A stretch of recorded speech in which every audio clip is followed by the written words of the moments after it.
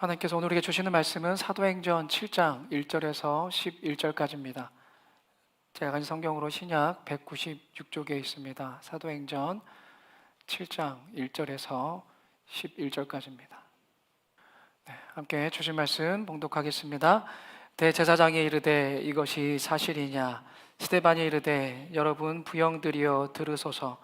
우리 조상 아브라함이 하란에 있기 전 메소포타미아에 있을 때에 영광의 하나님이 그에게 보여 이르시되 내 고향과 친척을 떠나 내가 네게 보일 땅으로 가라 하시니, 아브라함이 갈대아 사람의 땅을 떠나 하란에 거하다가 그의 아버지가 죽음에 하나님이 그를 거기서 너희 지금 사는 이 땅으로 옮기셨느니라. 그러나 여기서 발 붙일 만한 땅도 유업으로 주지 아니하시고 다만 이 땅을 아직 자식도 없는 그와 그의 후손에게 소유로 주신다고 약속하셨으며, 하나님이 또 이같이 말씀하시되 그 후손이 다른 땅에서 나그네가 되리니 그 땅 사람들이 종으로 삼아 400년 동안을 괴롭게 하리라 하시고, 또 이르시되 종 삼는 나라를 내가 심판하리니 그 후에 그들이 나와서 이곳에서 나를 섬기리라 하시고, 할례 언약을 아브라함에게 주셨더니 그가 이삭을 낳아 여드레 만에 할례를 행하고 이삭이 야곱을, 야곱이 우리 12조상을 낳으니라. 여러 조상이 요셉을 시기하여 애굽에 팔았더니 하나님이 그와 함께 계셔 그 모든 환난에서 건져내사 애굽 왕 바로 앞에서 은총과 지혜를 주시매 바로가 그를 애굽과 자기 원집의 통치자로 세웠느니라. 그때의 애굽과 가나안 온 땅에 흉년이 들어 큰 환난이 있을세 우리 조상들이 양식이 없는지라. 아멘. 할렐루야. 한 주간도 평안하셨습니까? 오늘 귀한 예배 자리에 나오신 여러분들 주님의 이름으로 환영하고 축복합니다. 지난주에는 맥주 감사 주일이어서 우리가 인사를 못했지만 성령 강림절 어떻게 인사하고 있죠? 그새 까먹으셨을까요? 앞으로 몇 번 더 남았으니까 당신의 광야가, 우리 이사야 말씀을 기억하셔야 돼요. 32장 15절의 말씀, 그 마음으로 같이 함께 인사 나누겠습니다. 당신의 광야가 아름다운 밭이 될 것입니다. 뭐 되던가 말던가 이러지 마시고, 야 너는 되면 안 돼, 내가 먼저 돼야지 이러지 마시고 같이 좀 아름다운 밭이 되어서 우리 믿음의 교회가 아름다운 하나님의 숲을 이뤄갈 수 있길 축복합니다.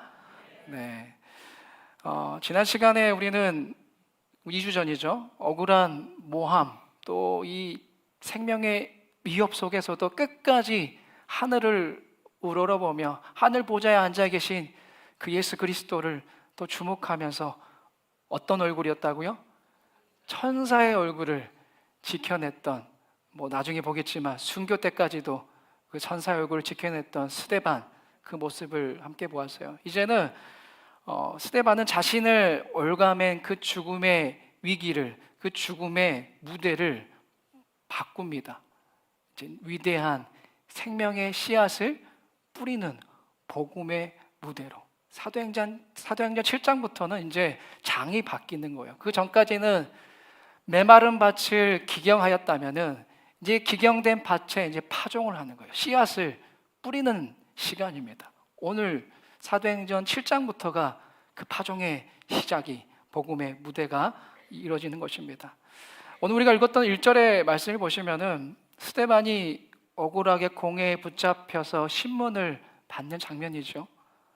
당시 유대인들은 스데반이 거룩한 성전을 모욕하였다, 성전을 헐었다, 모세의 율법을 감히 뜯어고치려 했다, 이거는 모함이었습니다. 시기에 근거한 고발이었어요. 질투였어요. 유대 백성들이 가장, 특히 종교 지도자들이 가장 예민하게 생각했던 그 부분을 건드려서 거짓 고발을 한 상태였어요. 그런 억울함과 그 죽음의 위협 앞에 지금 놓인 스데반이에요. 자, 이 험악한 분위기 속에서 대제사장이 서슬퍼런 목소리로 묻습니다. 오늘 1절 말씀을 보세요. 간단하게 묻지 않습니까? 이것이 사실이냐? 지금 앞에 이 사람들이 너에 대해서 이렇게 말하고 있는데, 너가 그렇게 극악무도한 놈이라고 얘기하고 있는데 이 모든 고발이 사실이냐고 묻는 겁니다. 그게 진짜냐? 너 그런 놈이냐라고 묻는 거예요. 대제사장의 권위는 여러분들도 잘 아실 거예요. 말 한마디만 잘못해도 순간적으로 목숨을 잃을 수 있는 그 정도의 권한이 있는 사람이고, 그 무서운 죽음의 재판정입니다. 막막하고 두려운 위기가 닥쳐왔어요. 스데반은 어떻게 반응했습니까? 아이고, 말도 안 됩니다, 대제사장님. 감히 제가 어떻게 성전을 헌다니요, 어떻게 모세율법을 제 마음대로 고칠 수가 있겠습니까? 억울합니다, 모함입니다, 결백합니다, 저는. 여러분, 이렇게 소리치면서 자기를 변호하고 위기를 모면하기 위하여서 강하게 저항했을까요? 아니에요. 그런 말씀이 없어요. 2절을 보세요. 자, 스데반은 자기를 변호하고 위기를 모면하는 데에 단 1분 1초도 낭비하지 않았어요. 말씀에 기록되어 있지 않지만 이렇게 생각해 볼 수 있어요. 그 벼락 같은 위기의 순간 속에서도 아마 스데반은 이렇게 속으로 생각했을 거예요. 어떻게 하면은 이 나에게 닥쳐온 이 위기조차도 예수 그리스도의 그 복음을 전할 수 있는 기회로 삼을 수 있을까? 저렇게 진실을 알지 못하고 진리를 알지 못한 이들에게 내가 어떻게 부족하지만 주의 종으로서 위대한 주의 복음을 증거할 수 있을까? 이 생각을 하였을 거예요. 여러분, 어떻게 이런 거룩한 담대함이 나올 수 있을까요? 여러분, 사람은 평소에 그 사람이 무엇을 생각하고 있느냐가 그 사람의 진짜 모습입니다. 한번 생각해 보세요. 여러분들이 하루에 무슨 생각을 하고 사는지, 그 생각하는 그 생각의 내용이 여러분들을 만들어가고 있는 것입니다. 그리고 위기에 부딪히면은 내가 평소에 생각했던 것이 고스란히 튀어나오기 마련이에요. 스데반은 두 발은 비록 땅에 딛고 살았지만 하늘을 우러러보는 사람이었어요. 하나님을 생각하는 사람이었습니다. 늘 예수 그리스도의 그 십자가 은혜를 마음에 새기면서 사는 사람이었어요. 이런 생각으로 꽉 차 있었으니까, 평소에 예수로 가득 차 있었기 때문에 위기라는 돌멩이가 날아온다 할지라도 그는 구차한 변명이 아니라, 그걸 늘어놓는 것이 아니라 세상을 살리는 생명의 복음이 그의 입술에서 쏟아져 나왔다라는 것입니다. 그래서 우리가 앞으로 살펴볼 텐데, 사도행전 1절부터 50절에 걸쳐서 스데반은 유대인들이 가장 존경하는 아브라함과 요셉 그리고 모세가 겪어야 했던 그 눈물겨운 광야의 역사를 지혜롭게 쏟아냅니다. 지금 어디에서 지금 그렇다는 얘기예요? 살벌한 재판정에서, 지금 죽을 수도 있는 그 생명의 위기 앞에서 그는 말씀드린 것처럼 죽음의 위기를 전도할 수 있는, 하나님의 위대한 진리를 전파할 수 있는 복음의 무대로 지금 뒤바뀌어놨다는 겁니다. 바꿔버렸다는 거예요. 평소에 늘 그 마음속에 예수님이 있었기 때문에, 늘 예수님을 생각하는 사람이었기 때문에 그렇다는 거예요. 사랑하는 여러분, 오늘 우리는 스데반이 이 위기 속에서 쏟아낸 위대한 설교를 살펴볼 것입니다. 오늘 이 말씀을 통하여서 위기를 기어코 위대한 기회로 역전시켜버리는 거룩한 담대함의 이 세 가지 영적 원리를 오늘 시간 함께 발견할 수 있길 주님의 이름으로 축복합니다. 첫 번째로, 위기를 기회로 역전시키는 이 거룩한 담대함은 내 인생의 주도권을 하나님께 온전히 내어드릴 때 시작된다라는 겁니다. 자, 이 첫 번째 원리 한번 믿음으로 따라해 보겠습니다. 내 인생의 주도권을 하나님께 내어드립니다. 이게 첫 번째 원리예요. 스데반은 이 복음의 원리, 이걸 전하기 위하여서 먼저 믿음의 조상 아브라함의 이야기부터 시작되죠. 오늘 우리가 읽었던 2절, 3절 다시 한번 화면을 보시고 함께 말씀 봉독해 봅니다. 시작.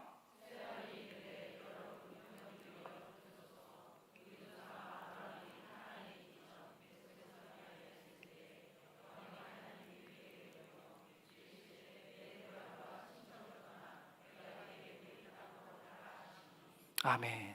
자, 여러분, 앞으로 우리가 살펴보겠지만 지금 우리가 읽었던 이 대목만 봐도 충분히 알 수 있어요. 스데반의 설교에서 가장 중요한 핵심이 무엇인 줄 아십니까? 문장의 주어가 하나님이란 사실이에요. 항상 그는 하나님이 그 인생의 주인이시고 주어가 되신다는 겁니다. 여러분, 아브라함의 이야기를 보세요. 스스로 결단해서 짐을 싼 것이 아닙니다. 하나님이 먼저 아브라함 그 인생 앞에 나타나셨고, 하나님이 그 보고 떠나라고 명령하셨으며, 4절을 보시면은 마침내 그를 약속의 땅으로 옮기신 분도 바로 하나님이셨다라는 거예요. 그러니까 스데반은 지금 자신을 죽이려는 종교 지도자를 향하여서 분명하게 선포하고 있는 것입니다. 너희가 성경과 율법을 쥐고 나를 심판하려 하지만 분명하게 알아라. 우리 민족의 역사를 시작하시고 이끄신 분은 너희가 아니라 오직 살아계신 하나님이시다라는 것을 말하고 있어요. 착각하지 말라는 거예요. 너의 인생을 이끌어 가신 분은 너희가 아니라 하나님이시라는 겁니다. 이스라엘 그 역사를 이끌어 가신 분은 너희가 아니라 조상들이 아니라 하나님이시다라는 것을 아브라함, 그들이 존경하는 첫 조상으로부터 지금 시작하고 있는 거예요. 여러분, 신앙이란 건 무엇입니까? 내가 내 인생의 주인이 되어서 내 힘으로 무언가를 해보려는 이 교만을 내려놓고 모두 하나님이 하셨습니다라고 고백하는 것이 참된 신앙인 줄로 믿습니다. 이게 신앙의 출발점이에요. 오늘 내가 결심해서 일찍 일어나서 교회에 와서 이렇게 예배드린 것 같지만 누가 이끄셨습니까? 하나님이시라는 거예요. 그게 신앙을 가진 자의 모습이에요. 아이고 내가 오늘 결심해서, 아이고 오늘 내가 내 의지로, 아니요. 그 마음을 주신 분, 내 안에 성령께서 감동케 하시는 분, 그분이 하나님이시다라는 것을 인정할 때에 우리의 신앙이 시작되는 거예요. 내가 땀 흘려 구제하고 봉사하는 것도 마찬가지입니다. 나에게 그런 긍휼의 마음을 하나님이 주셨기 때문에 우리가 그 일을 감당하는 거예요. 이 한 끗 차이인데 여러분, 이게 놀라운 것입니다. 이걸로 신앙의 주어가 바뀌는 거예요. 내 사실, 나를 이끌어가는 분은 하나님이 내가 아니라 하나님이라는 사실을 인정하는 것이야말로 참된 신앙이라는 것을 믿으시길 바랍니다. 자, 근데 인간은 누구나 고향을 그리워합니다. 기득권에 안주하려고 해요. 나를 보호해주는 익숙한 환경, 편안한 그런 온실 속에 누구나 머물러 싶어 합니다. 그래서 하나님이 우리에게 때로는 참된 믿음, 참된 신앙이 무엇인지를 가르쳐 주시기 위하여서, 우리를 진짜 사명자로 세우기 위하여서 가장 먼저 하시는 일이 무엇인 줄 아십니까? 오늘 아브라함을 보세요. 가장 편안하고 익숙한 고향을 떠나게 하시는 거예요. 우리가 인간적으로 의지하던 모든 것들을 가감히 끊어내십니다. 내 힘으로는 도저히 어찌할 수 없는 삭막한 광야로 우리를 밀어 넣으신다는 거예요. 나를 만들기 위하여서, 나에게 진짜 신앙이 무엇인지를, 나에게 진짜 믿음을 일깨워주기 위하여서 그러신다는 겁니다. 왜 그럴까요, 여러분? 광야에 서보신 분들은 아실 거예요. 다 끊어지고 아무것도 의지할 수 없는 그 철저한 고립된 장소, 광야의 그 한복판에 서게 되면은 뭘 깨닫게 됩니까? 나는 아무것도 아니고 내 힘으로, 내 능력으로 사는 것이 아니구나. 내 인생의 주도권은 나에게 있는 것이 아니구나. 하나님이시구나. 하나님만이 나를 이 광야에서 건져내시는구나. 이것을 깨닫게 되기 때문에 하나님 우리를 광야로 때로는 내모신다는 겁니다. 혹시 지금 여러분이 굳게 의지하던 재정, 건강, 사람, 이러한 온실이 깨워지고 낯선 광야에 서 계십니까? 내 마음대로 되는 일이 하나도 없어서 막막하십니까? 두려워하지 마세요. 오히려 말씀드린 것처럼 이 위기를 위대한 은혜의 기회로 삼으십시오. 여러분이 내몰린 그 광야는 이제부터 하나님이 말씀하시는 거예요. 이제 네 인생의 주도권을 내려놔라. 내가 직접 이끌어 가겠다라는 그 은혜의 증거다라는 것을 여러분 모두가 믿으시길 바랍니다. 그러므로 지금 내 손에 쥐고 있던 힘이 다 빠지고 아무것도 할 수 없는 광야에 서 있다면은 이제야말로 내가 지려던 것을 다 내려놓고 전능하신 하나님께 내 인생을 온전히 내맡길 때입니다. 그때가 온 거예요. 내 힘이 끝난 바로 그 지점에서, 그 광야에서 세상을 이기는 거룩한 담대함이 시작되는 줄 믿으시길 바랍니다. 두 번째로, 위기를 기회로 역전시키는 이 거룩한 담대함, 눈앞의 현실이 아니라 하나님의 약속을 붙잡을 때 나온다는 거예요. 거룩한 담대함이.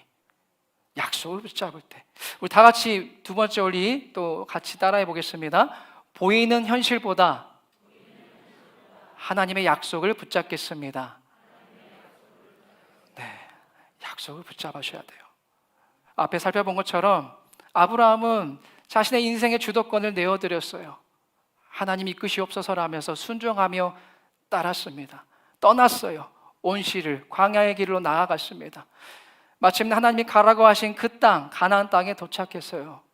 자, 순종해서 그 약속의 땅에 도착했으니 여러분, 이젠 하나님께서 본격적인 그 순종에 대한 대가를, 그 은혜를, 좀 복을, 눈앞에 보여지는 그런 복들을 보여주셔야 하지 않겠습니까? 좀 떵떵거리며 살 수 있는 넓은 땅도 주시고 눈앞에 뭔가 그럴싸한 축복을 주셔야 할 타이밍이 아니겠습니까? 근데 5절 말씀을 보세요. 기가 막힙니다. 5절 화면을 보시고 함께 읽습니다. 시작.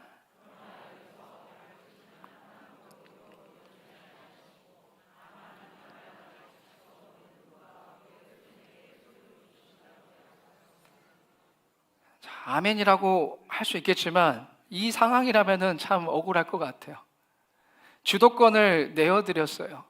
순종했습니다.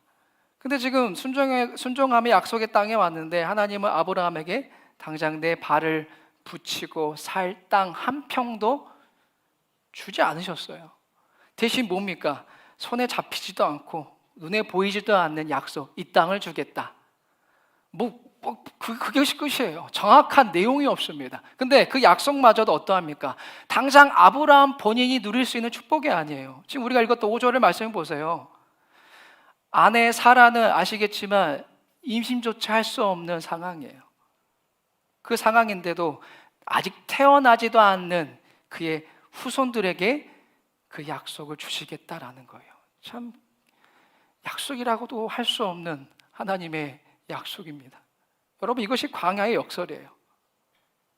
내 인생의 주도권을 내어드리고 당도하게 된 이 광야는 당장의 눈에 보이는 기적이 쏟아지는 곳이 아니라 오히려 막막한 기다림이 있는 곳이다라는 사실을 우리는 배워야 합니다. 우리도 신앙생활 할 때 이와 비슷할 때가 있지 않습니까? 하나님을 믿으면 당장 내 뜻대로 모든 일이 이루어지길 기대해요. 눈물로 기도했으니까 당장 내 경제적인 형편이 나아지길 기도합니다. 내 통장에 물질이 채워지길, 이 물질의 궁핍함을 당장 해결해 주시길 기대해요. 질병이 즉각 낫기를 기대합니다. 얽힌 문제가 단숨에 해결되는 기적을 바랍니다. 그게 하나님의 축복이다라고만 착각할 때가 우리에게 있어요. 그런데 여러분, 하나님의 진짜 축복은 당장 내 눈앞에 보이는 필요를 채워주는 것만에만 있다는 것이 아닙니다. 거기에만 있다는 것이 아니에요. 하나님의 아브라함에게 당장 땅 한 평조차 주지 않으신 이유가 바로 여기에 있습니다. 하나님은 거대한 구원의 그림을 그리고 계셨어요. 하나님의 약속은, 하나님의 뜻은 아브라함 한 사람의 그 삶에만 주목한 것이 아니었어요. 그 한 사람을 넘어 세상을 구원할 거대한 그림을 그분은 그리고 있었기 때문입니다. 그래서 그에게 그러한 광야의 끝이 보이지 않는 기다림의 약속을 허락해 주신 거예요. 그 거대한 그림은 누구를 가리키는 겁니까? 바로 수천 년 후에 이 땅에 오실 온 인류의 구원자이신 예수 그리스도, 그분의 탄생에 우리 하나님은 구원의 초점을 맞추고 계시다는 거예요. 아브라함을 부르실 때부터, 아니 그 전부터겠죠. 부르시고 그 땅에 도착하고 아브라함은 전혀 생각하지 못하였지만 하나님은 그 거대한 구원의 그림을 그리고 계셨다는 겁니다. 그런 의미에서 여러분, 신앙이라는 것은 이렇게 또 정의할 수 있어요. 약속된 기다림이다. 한번 따라해 볼까요? 약속된 기다림이다. 당장 내 발 붙일 땅 한 평이 없고 내 눈앞에 당장 이루어지는 것이 없어도 나를 결코 포기하지 않고 끝까지 나를 책임지시겠다라는 그 살아계신 하나님의 약속을 믿기에 오늘 우리는 하루를 묵묵히 살아낼 수 있는 것입니다. 하지만 여러분, 막상 이 기다림의 길을 걷다 보면 어떻습니까? 때로 우리는 캄캄한 현실의 벽에 흔들려서 부딪힐 때가 있어요. 살아난 아들을 주시겠다라는 이 하나님의 이 기다림의 약속을 잘 믿지 못했어요. 지쳐버렸습니다. 그러다 결국 아브라함과 사라는 자신들의 경험과 판단으로 위대하신 하나님의 능력을 제한해버렸습니다. 내 나이가 지금 몇인데 임신은 불가능해. 하나님도 못하실 거야. 이렇게 지레짐작해 버렸다는 겁니다. 여러분, 우리의 모습도 이와 똑같지 않습니까? 내가 못하니까, 내가 불가능하게 생각하니까 하나님도 그러실 거야, 하나님도 못하실 거야 라면서 우리 또한 지레짐작할 때가 있다는 거예요. 사랑하는 여러분, 오늘 이 시간 그런 안타까운 불신앙을 십자가 앞에 내려놓으시기를 바랍니다. 하나님은 막힌 것을 뚫으시고 없는 것을 있게 하시는 분이시다라는 것을 믿으시길 바랍니다. 당장 눈앞에 아무것도 보이지 않아도 그 기다림의 약속이 당장 나에게 성취되지 않는다 할지라도 여러분, 불안해하지 마십시오. 의심하지 마십시오. 두려워하지 마세요. 아브라함에게 약속하신 그 약속은 오늘 우리에게도 동일한 거예요. 나를 끝까지 책임지겠다라는 그 약속을 온전히 신뢰할 때에 비로소 우리는 세상의 위협을 넉넉하게 이겨낼 수 있는 이 거룩함, 담대함이 우리 영혼 깊은 곳에서 흘러나오게 될 줄로 믿습니다.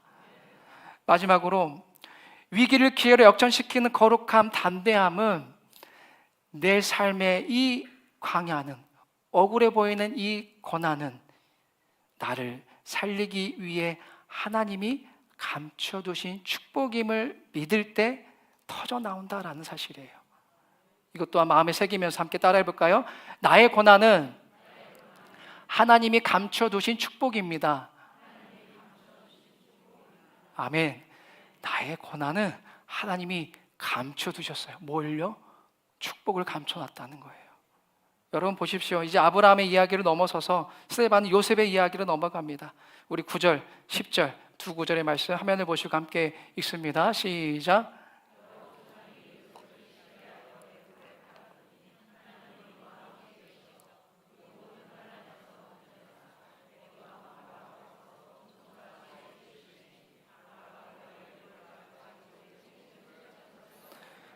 아멘. 여러분, 인간적인 눈으로 볼 때 요셉만큼 억울하고 비참한 인생이 또 어디에 있겠어요? 피를 나눈 형제들에게 배신당해서 노예로 끌려갔습니다. 이역만리 타국 땅에서 정직하게 일하였는데 주인의 아내에게 억울한 누명을 쓰고 캄캄한 감옥에 갇히게 되었어요. 또 그곳에서조차 믿었던 사람에게 배신을 당했습니다. 그야말로 인간의 눈으로 보면은 완전한 실패예요. 철저한 비극의 광야라는 겁니다.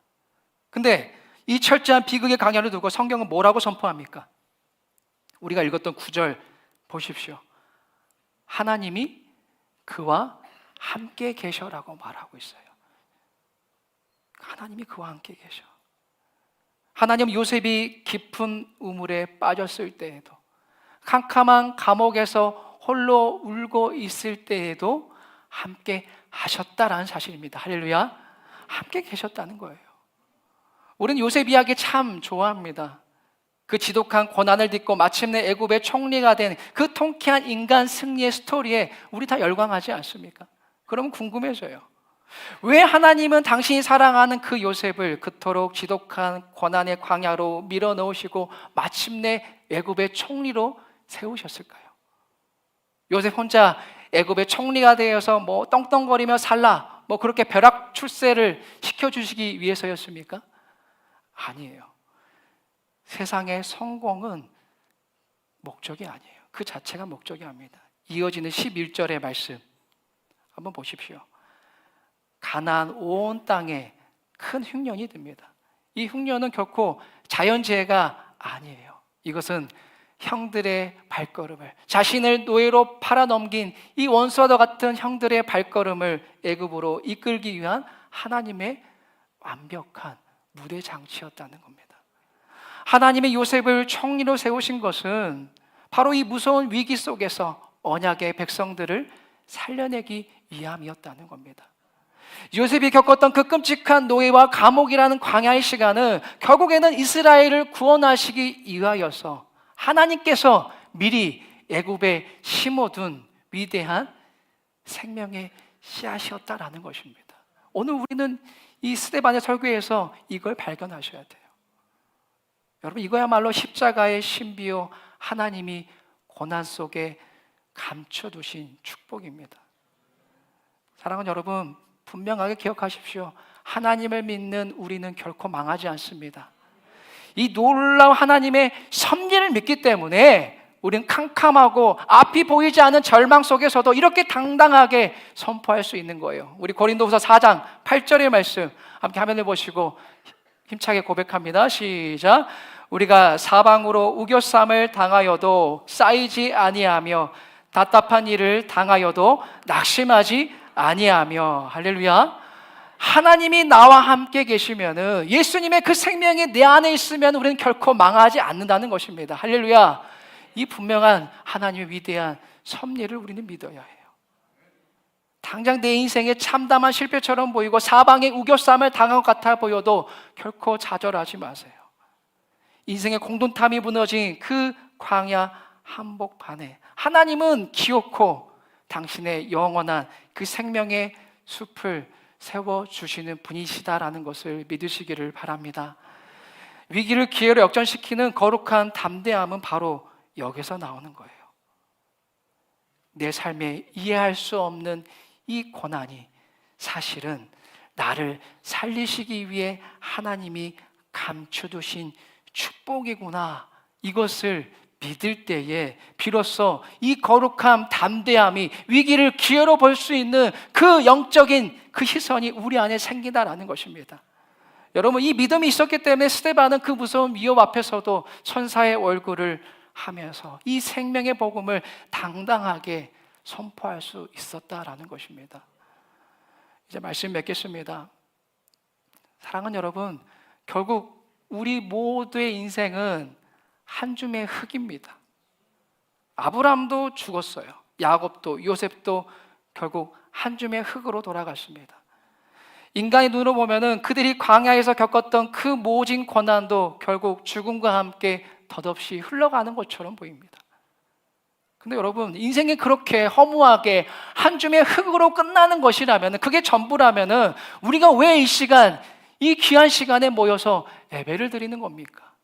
왜 우리가 이 땅에 손해보며 억울한 핍박을 받으면서까지 예수를 믿는 것일까요? 왜 우리가 좁은 길을, 그 험한 길을 걷는 것일까요? 우리의 고단한 인생이 그렇게 허무한 한 줌의 흙으로 끝나지 않는다는 것을 우리는 알고 믿기 때문입니다. 여러분, 아브라함이 씹은 이 순종의 씨앗, 요셉의 흘린 눈물의 그 씨앗, 결코 땅에 떨어져서 낭비되지 않았습니다. 그들이 뿌린 그 씨앗은 마침내 이스라엘 민족 전체를 구원해내는 거대한 생명의 숲으로 자라났다라는 것을 우리 믿음의 눈으로 바라봐야 할 줄로 믿습니다. 우리의 삶도 마찬가지. 여러분, 우리 또한 남몰래 흘린 눈물이 있지 않습니까? 손해보면서도 지켜낸 그 정직한 순종이 있지 않습니까? 그거를 하나님은 보십니다.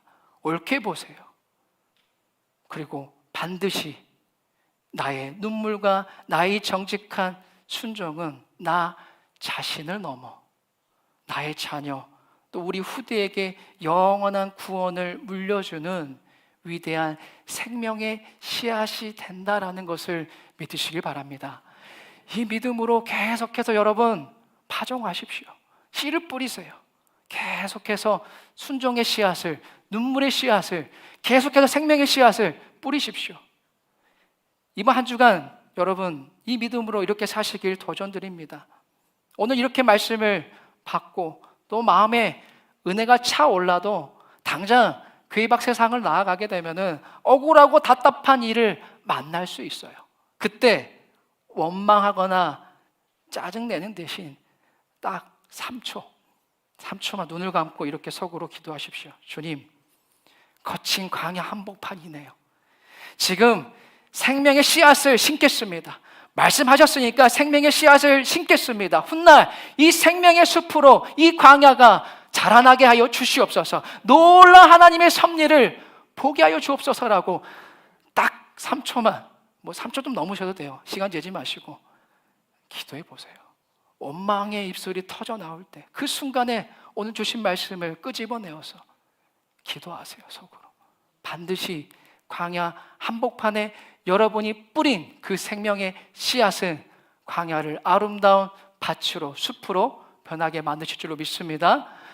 앞에서 살펴본 것처럼 평소 내면이 예수로 꽉 차 있었기 때문에 그 무서운 위협 앞에서도 복음을 쏟아냈던 이 스데반처럼 여러분, 오늘 주신 이 말씀, 이 약속과 섭리로 여러분의 심령을 꽉 채우시길 바랍니다.